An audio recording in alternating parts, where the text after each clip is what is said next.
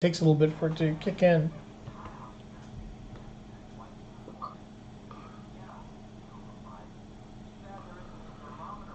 So now I started a new live stream.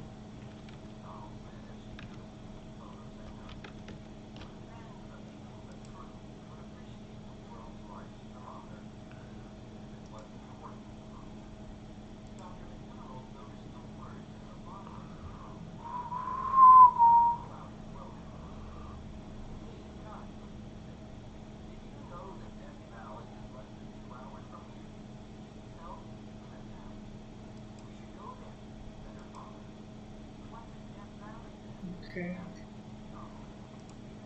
Are you hearing anything that we're saying, or? Let's see.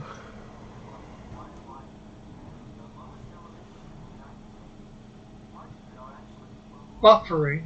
Yeah, it's probably because I stopped it and started a new stream. Yeah, it said started streaming less than a minute ago.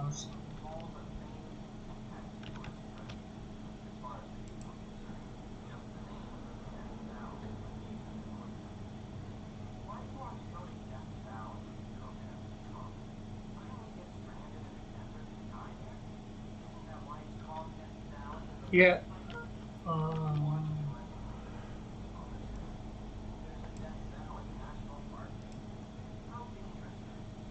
We're just buffering a lot, it seems. It's telling me to. Yeah, I heard you. I'm hearing you. You hearing me now? Just Okay. said, on the live part. Okay, so But it's buffering every like 5 seconds or 10 seconds. yeah, it's probably my internet over here right now. Unfortunately, Yeah. it's a stormy night. Well, not storming exactly. It's just very cold outside, but it's been in that rainy weather. Yeah. Let me share this out too.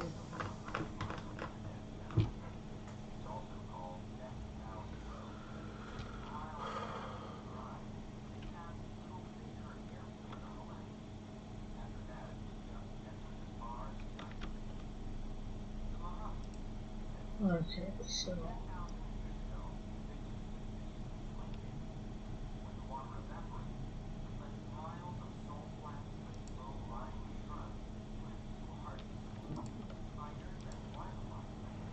Okay, our stuff is blank. We see the rabbi names now. You can see it now. Yeah. Okay. So, I guess it's a good thing nobody's here right now. Yeah. Here we go. But I don't see us on here. Yeah. That's.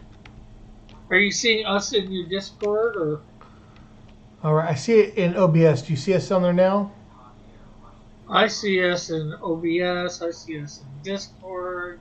So, how about on YouTube?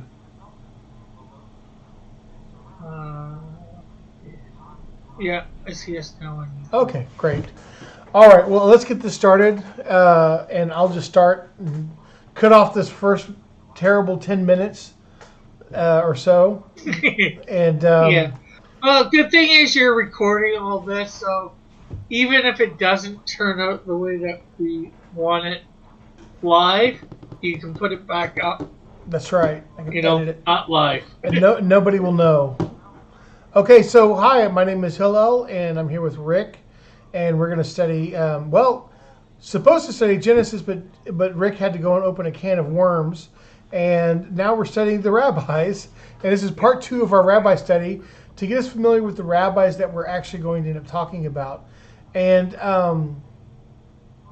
last week we covered Rashi, and we have Ibn Ezra, Rambam, and Ramban. And I'll try to go through this, and if I can get through this in a timely fashion, we may not get to Genesis anyway, but I have something more interesting. Maybe that might be an interesting little treat for you. So, Rashi is the first. Now, I'm discussing Rashi, Ibn Ezra, and Rambam because the last name on that list, Ramban, quotes all three of these people very heavily in his commentary. So since I'm using Ramban's commentary quite a bit right now, I might switch to a different commentary. I don't know. But for now, I'm using Ramban. It seems to make sense to introduce you guys to three very important figures. Rashi is the grandfather of the modern commentator. And Ibn Ezra comes along several years after him, and he picks up, and then after him the Rambam, and finally Ramban. And Ramban is the youngest of them, and he's the last to come. I think he appears, I think, still in the lifetime of the Rambam, possibly. These guys, with Rashi is a French Jew, and those are from the areas of Eastern Europe, and they're called Ashkenazi. And Ibn Ezra, Rambam, and Ramban are from the Mediterranean, and those are called Sephardic Jews. Rambam is forced to leave and eventually make his way to Cairo, and later on, when we get to Ramban, the Ramban is also forced to leave, and he goes on to he ends up going to the Holy Land after he's booted out of Spain. So Rashi, we covered last week. I won't go over that again. Ibn Ezra. Let's talk about Ibn Ezra. It's actually Avraham Ibn Ezra. Abraham Ibn Ezra. Ibn Ezra is the Arabic word for son. So he's Abraham's son of Ezra. And there are a couple of famous Ibn Ezras. I think there's a Moshe Ibn Ezra, but we're dealing with Avraham. Avraham is the one who's very famous for his commentary. He had a difficult life. He had we know that he had 5 children. It's believed that 4 of them died young, and he was left with one child, Yitzhak, who eventually ended up converting to Islam. And it really disturbed him. It really bothered him quite a bit, as you can imagine. But he ended up sort of. I would have thought it would have been better if he had died. Well, I'm sure he may have felt like that, but he ended up at some point going onto the road, and he had a good friend named Yehuda Halevi. Yehuda Halevi is famous. He wrote a book called the Kuzari, and I won't call him an anti-rationalist. He was more of an anti-philosopher. But the Kuzari was a book about a pagan Russian king, Polish king. He had a little Polish kingdom in Poland, and the way the book starts is that he has a dream, and he's told that his intentions are good, but what he's doing is wrong, and this sets him on the quest of finding God. He and his people in this kingdom end up converting to Judaism.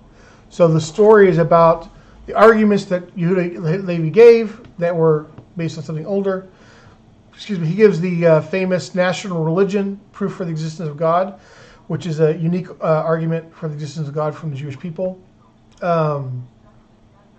And so he and Ibn Ezra somehow meet, and they become good friends. And Ibn Ezra moves, and Yehuda Levi follows him for a number of years. They're just traveling companions.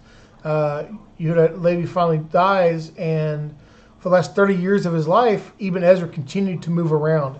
And during these last 3 decades of his life, that's when he pens his commentary on the Torah.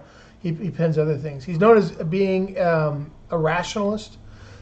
He prefers trying to understand when his commentary looks at the text, and he looks more of a literal interpretation of the text, and tries to explain it from that standpoint. And